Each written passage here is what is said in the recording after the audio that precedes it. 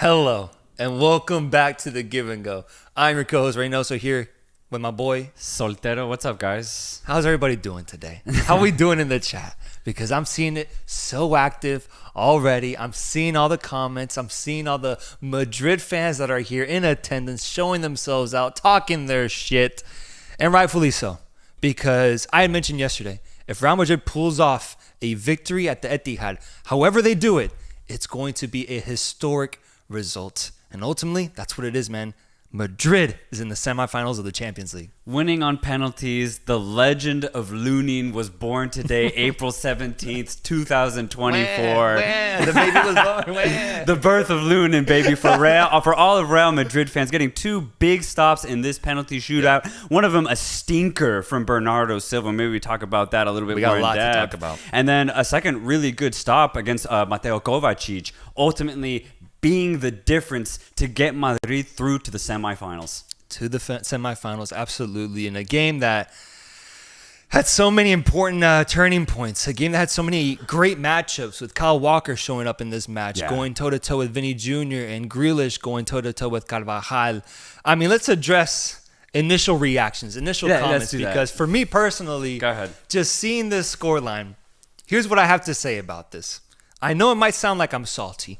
It might sound like I'm coming from a place of hate, and I'm really not. I'm really trying to watch the game from a objective point of view. I have no stake in this. I'm no fan of either team. Right. But I do feel that the better team lost today. I think the better team lost today. And the thing is, I think most Madrid fans would actually agree with me if they see truth. And the way that this match played out, bro, Manchester City had so many chances to put the match away, and ultimately they did not come through because you know why? The one thing that Real Madrid did do well today was show that greatness, show that football heritage that only they, Real Madrid, can tap into. And that's what we saw happen in extra time and then the penalty shootout guiding them to this victory. But I will say, I just don't feel like the best team ended up as victors today. Yeah, this was an incredibly gritty match. You know, there was nothing truly concrete. The goal that Manchester City got when they were up against it, needing a goal to tie the game, ultimately was a bit of a bobble after a Jeremy Doku shot. De Bruyne puts it away beautifully, roofs it past Lunin. But beyond that, man, it was all Manchester City, as you were saying, but just nothing concrete. But I do have to say, I have never seen Real Madrid defend as much as they did today. There was a moment, like in the 75th minute, when we both were like, oh shit, we forgot Vinicius, Rodrigo, and Jude fucking Bellingham were on the pitch because they barely touched the ball. We're talking about the mighty Real Madrid, one of the best front three in Europe, and they could barely get a nick at the ball. That's how Madrid won today, though. And the thing is, there's no controversy. And I give Madrid their full credit here because the one thing that they did do exceptionally well today was defend. So I give it to them. They did earn it that way. You're right. Because if you look at the last game, all three goals from Manchester City came from outside the box. And one thing that I noticed today, bro, every time there was a sliver of space outside the box for Rodri, for Gvardiol, for Bernardo Silva, Phil Foden, dude, they pressed so well, man. Yeah. They stopped those opportunities so well that we really didn't see any outside the box opportunities that were truly dangerous, bro. And so once they couldn't do that, they had to go look towards the wings where fucking Jack Grealish was so involved today. Oh my goodness. And Bernardo Silva, and ultimately it was Doku who was the one who was able to find the space and create some havoc, and then Kevin De Bruyne gets at the end of it through a Rudiger mistake. But you're right, the defending today was champion-esque. It was absolutely worthy of getting the victory here. So you're right, I don't want to downplay that whatsoever. I just am truly surprised that Manchester City ultimately was not able to come through, man, with the second goal. And that's another point that I think has to be made is I do think this is on Manchester City. This is all on them. For as good and as long as Madrid defended, this is on Manchester City for not going through, bro. When you think about the goals that they conceded, half of them I thought were way too simplistic to concede in a quarterfinal setting.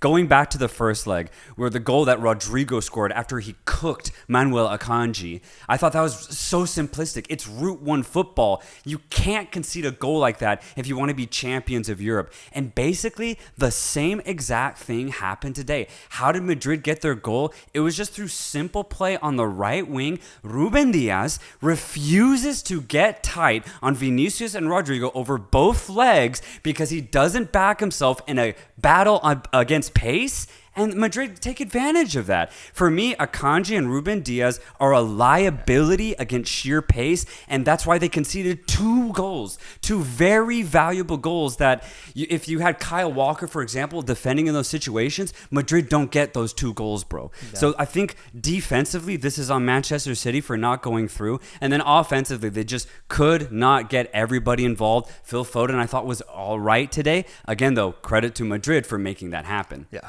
No, I 100% agree. I don't want to look at the chat, bro.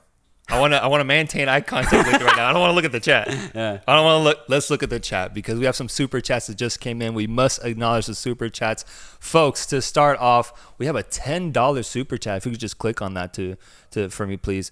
From Osvaldo Renteria, $10. That's all he sent. Thank you, bro. Thank you, so much, Thank man. you. Thank you. That really helps with the pain. $2 from Mateo Pegasus, one of our favorites. Mia San Mia, we aren't supposed to make it this far.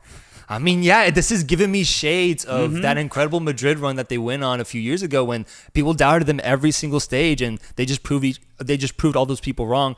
This time it hasn't been like that, but in this match specifically, they were the underdogs. And once again, man, they prove people, and more specifically, the give and go wrong. Yeah. B Torres 5X says, don't ever disrespect Bayern. Love the pod, boys. We will talk about Bayern about that very, very soon. Let me get the chat right here in front of you so you can see it, Salts. And then Joel Alvarado sends $2. Thank you, my friend. Thank you so much. Hector Uribe, $5. 11 likes on this comment. Back-to-back Champions Leagues are only meant for the kings of Europe. Both of you should go to Madrid and apologize. A la Madrid.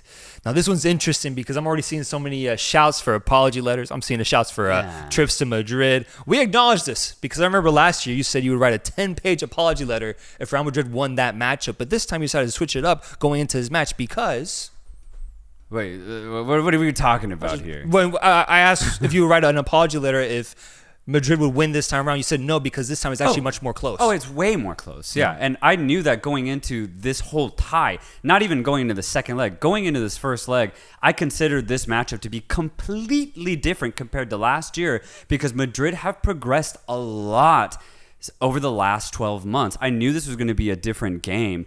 Honestly, though, I did not expect Madrid to defend so well, though. So I will give them that. Rudiger was fucking incredible today. Nacho even stepped up. Nacho was good. Carvajal, man, absolute masterclass. Yeah. Damn near dying on the pitch for his team. And San Lunen turning into fucking prime Casillas in the penalty shootout.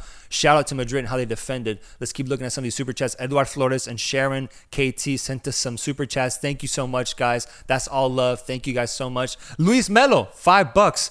I was in class watching the Man City game and I couldn't really see the penalties, but after I saw the result, I was shocked and heartbroken. Hey, shout out for prioritizing your education over this football match, my friend. That's actually very respectable, man. Absolutely. Wilkie said that $5 says the quarterfinals was thriller. It really was, man. For it to end like this, I honestly am surprised that this was the first penalty shootout that we've seen so far in the Champions League quarterfinals because they were all so tight. They were all so intense. Yes. And it was this one that ended up going to penalties with Real Madrid winning. Adolfo, $5. Guys, thank you so much for the super chats. Thank you for the love so far. I absolutely appreciate it. Love the pod, boys. A la Madrid. These Madrid fans are celebrating, and rightfully they should because with this victory, man, I think they're the favorites for the title now. Madrid? Yeah. They're the favorites in my opinion. Favorites, I think you could definitely say that. I'm not going to say it's going to be easy, though, right? No. But favorites out of the remaining teams, you could definitely say they're the most informed. Absolutely, yeah. Let's go up. Let's see what we got. Eduardo Vaz21 says, I love your channel. The community you guys are building, and especially you guys. But you guys are jinx. Y'all betted on Barca and lost, Arsenal and lost, Man City and lost. I mean, he's got a point here. Let's look at the matchups, and that's football. But let's look at the matchups. We remember technically we betted on PSG, so that one I would readjust because if you go back to our Champions League preview, we did go with PSG. We switched, but hey, it's the initial preview. It's the initial prediction that counts on this one.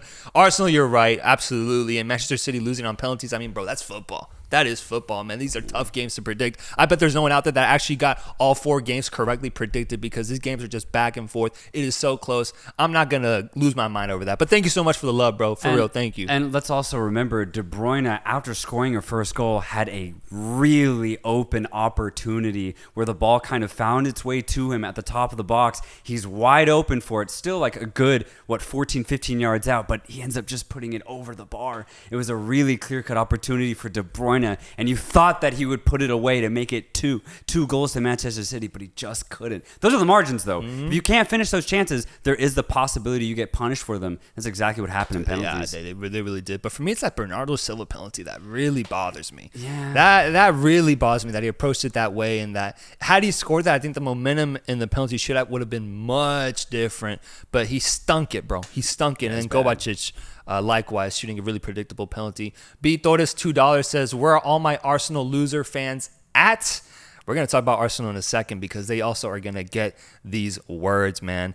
Daniel Lizarraga, one of my favorite names to say. Thank you so much for the super chat, bro. Thank you. Reynoso and Soltero, you both have to write an apology letter to my Bayern Munich. And Arsenal will always be that small club everyone feels bad for.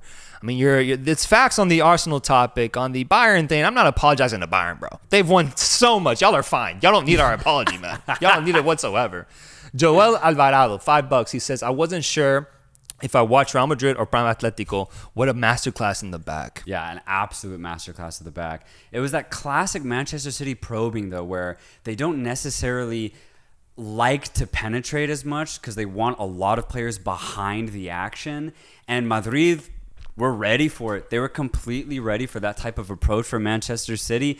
Manchester City tried to throw everything at them, but they just could not break that back line. Again, you already said it, Carvajal, Rudiger, Nacho, they were all phenomenal today. Yeah, incredible performance. And bro, are we going to see their Klassiker in the final? Says Sagar Super Chat. We were talking about this yesterday, man. Like, that actually is in the works. It's crazy. And once it's the semifinals, anything can happen. Yeah. It really can. Like, there are favorites going into these matches, but dude, if we see an all-German final, then I'm all for it. Here's my only criteria. If one of the German teams goes through, then I want the other one to go through.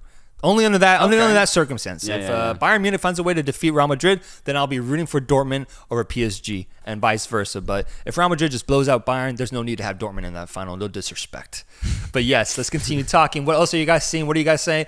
You guys can finally stop sucking Guardiola's dick now, says Tony Williams. There's one thing to point out about the Madrid fans in the chat is that in the time that we've had the podcast, this is the first time that we've ever been wrong about Real Madrid, because we were the ones that were actually spewing the Manchester City truth last year before everyone else kind of got on that hype train of Manchester City being the team to watch. We were the ones talking about Manchester City will trump Real Madrid. There's a shift happening in the Champions League, and they had to live through that, these Madrid fans. And finally, they are having their moment, and props to them. They're enjoying it because this chat is fucking active, man. Yeah, it's a good day to be a Real Madrid fan, for sure. Again, just a defensive masterclass, and winning on penalties, bro, like, it's huge, especially considering you were on the road at the Etihad where there was a good 45 minutes where Madrid couldn't touch the ball. Like, the first half was good for Real Madrid. Honestly, the first 20 minutes, there was a little bit of ebb and flow where Madrid would get on the ball. They would actually disrupt play in the midfield and attack. They would find Vinicius. They would find Rodrigo through really good play from Camavinga and Valverde. But that died in the second half. There was nothing offensively going for Real Madrid in that second half. And that's why I'm not too I want to give Real Madrid their credit, but they got dominated today for certain parts of the match, man. And there were moments where this thing could have flipped completely, and Manchester City, had they finished their chances off, are winning this game 2-1, 3-1, and they're through to the semifinals, man. Yeah. The margins were so small. That's why I give props to Real Madrid for somehow surviving that onslaught, which is the toughest onslaught to survive. But, man, this really could have gone either way is my whole purpose of this debate here. They could have gone either way. Yeah, and at the end of the day, the result is a draw. There was not an actual winner here. Madrid just go through on penalties. They didn't beat Manchester City, per se. We got a few more super chats. What are we saying here? What do we got? What are we seeing? What do we have? We have Alan Soltero, your cousin, once again. My boy Alan. $10 says, Haaland is not defending his case of going MIA in important matches, a la Madrid. I mean, you're talking to the number one Haaland hate watcher as of now, bro. I was watching him this whole match, and once again, tough to see him make an impact. Almost he hit the post though. He hit the post on one. It was a good header. It was a good header. But after a while, he was kind of invisible once again. So yeah, I agree with you a little bit, man. He's not helping his case by another performance that is of that level. Yeah, it also is interesting though because unlike last year, Pep Guardiola's Manchester City is way less likely to send the ball into the box. They used to cross a lot more often. Now they've gone back to their traditional ways of trying to open up defenses with the ball on the ground. And that's never going to help Erling Haaland. And also another thing, when you have an elite defender like Antonio Rudiger, Haaland's going to see even less of the ball. You add those two factors together, I think it makes sense that Haaland goes, let's say, missing in these games. But I don't know if I say that because of that, Haaland's a bad player. I'm not going to go there yet. That's not where I'm going. I'm not going there yet. Maybe another year of this, if Haaland just cannot figure this out, then I'll start saying that. But, I mean, Haaland still scores a lot of goals. Yeah. He's still an incredible finisher. I need way more time to assess before I start saying Haaland's a bad player. I don't think bad players where people are going maybe just doesn't have that clutch gene in big moments. Important matches when he's game planned against. No, but that's when it shows. I think it's tough though, considering the way City are playing right now. I think they're definitely relying way more on Foden than they ever have before, which is not a bad thing. It's working, but also Kevin De Bruyne. So think about how they used Jack Grealish today. Grealish crossed it like one time. Yeah. How is Haaland expected to find the ball if Manchester City's not really promoting his style of play?